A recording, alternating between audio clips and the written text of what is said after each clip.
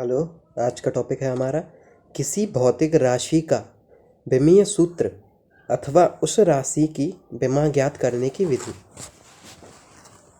तो इसमें हमारा फर्स्ट पॉइंट है कि उस राशि को ऐसी अन्य भौतिक राशियों में बदल लेते हैं जिनके विमीय सूत्र या विमाएँ ज्ञात हों, या जिनकी विमाएँ ज्ञात होती हैं उनमें जिन राशियों को ज्ञात करना होता है उनमें बदल देते हैं। सेकंड पॉइंट है जो मूल मात्रक उस भौतिक राशि में शामिल न हो उनकी घात शून्य लिखते हैं। थर्ड पॉइंट तत्पश्चात राशि का विमीय सूत्र MALBTC के रूप में लिखते हैं।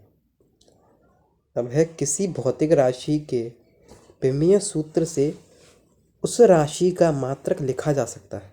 ये एक्स्ट्रा पॉइंट है हमारा।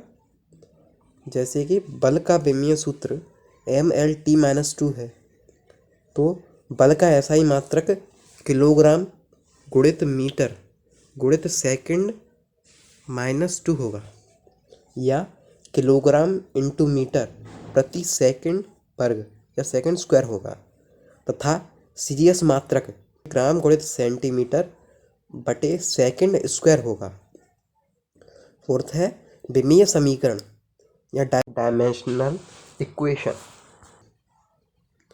तो इसमें है कि वह समीकरण जो किसी भौतिक राशि के व्युत्पन्न मात्रकों को मूल मात्रकों के उचित घात के पदों में व्यक्त करता है विमीय समीकरण कहलाता है।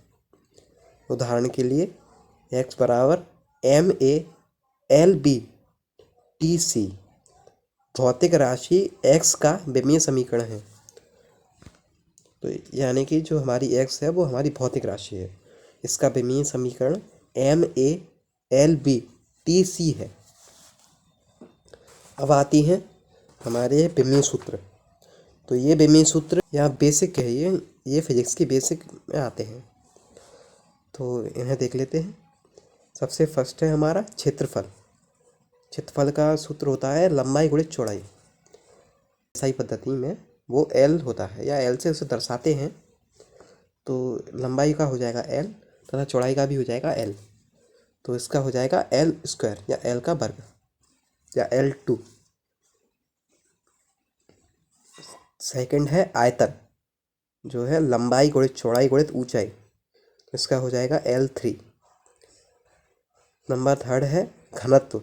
घनत्व होता है द्रव्यमान बटे आयतन, इसका विमीय सूत्र हो जाएगा ML-3। चौथा है हमारा आपेक्षिक घनत्व।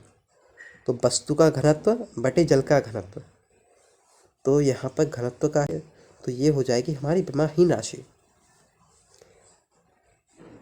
अब है हमारा चाल, या हमारा वो है चाल। तो चाल होती है हमारी दूरी बटे समय।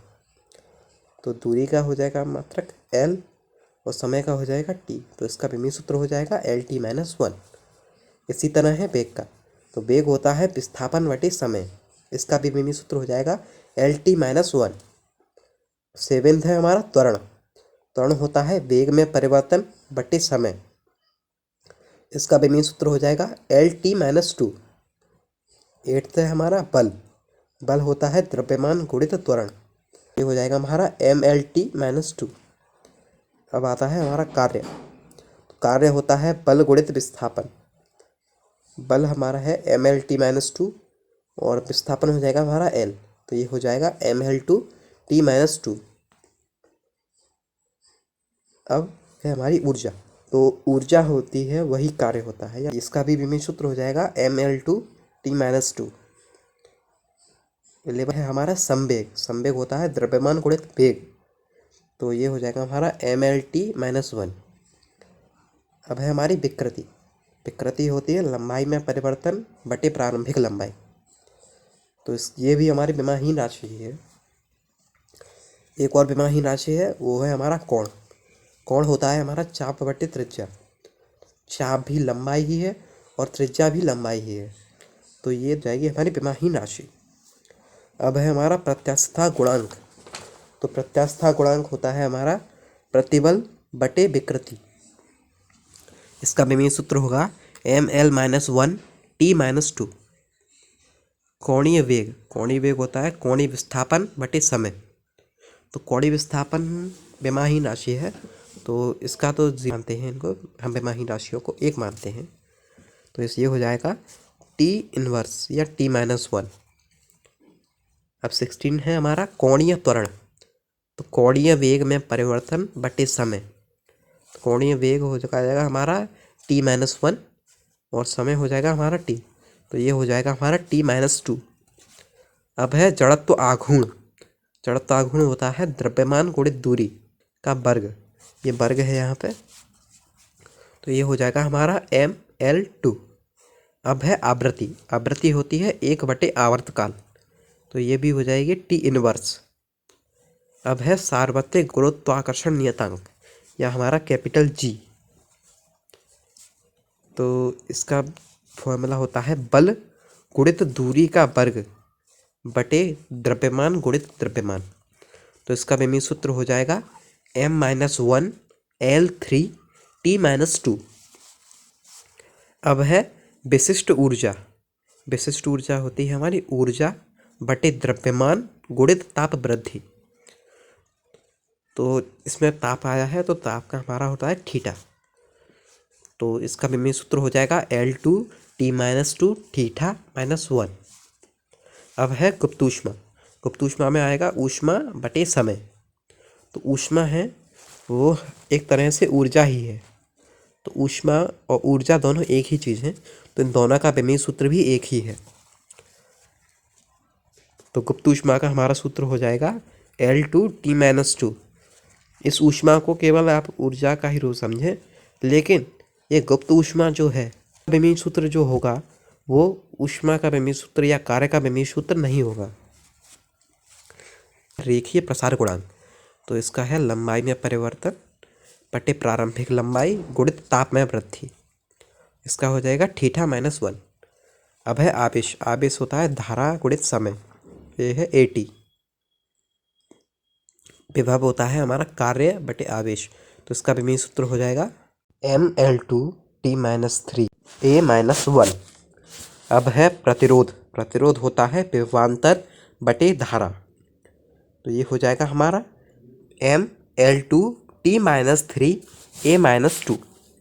अब है ऊष्मा चालकता गुणांक।